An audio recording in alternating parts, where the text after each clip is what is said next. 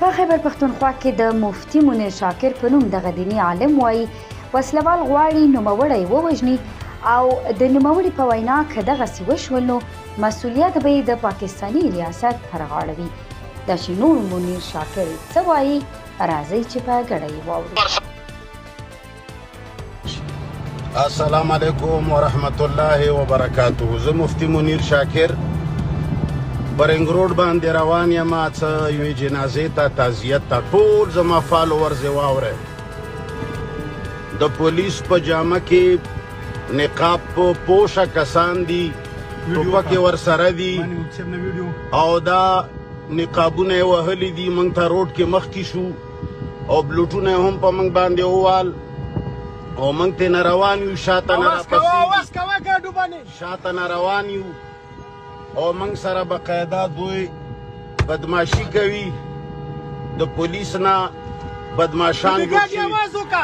که موږ ته څه هم تکلیف میلاو شو نو دا سرکاري بدماشان دي، غیر قانوني موږ ته مخې ته شوي دي. او زما کور هم معلوم دی، زما جومات هم معلوم دی، زما مدرسه هم معلومه ده. دوی ما په روډ باندې ولې راایساروي؟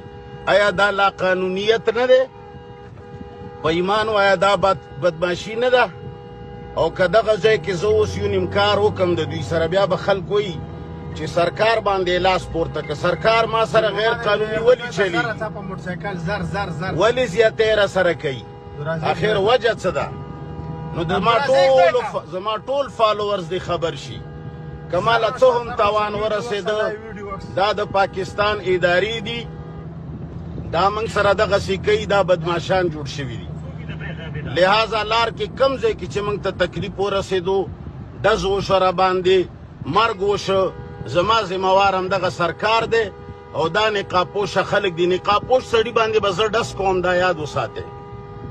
ما ته دې د سرکار په جامه کې په خپل ځای کې راشي، ما ته دې وارنټ وښایي چې زه ورسره لاړ شم او قانوني ټولې تقاضې پوره کړم. پاتې شوه نقاب پوش راتلل، قسم په خدای چې ما نه ګولې وځي چې بل نه وځي. زما ټول فالوورز راجمع شئ. مننه.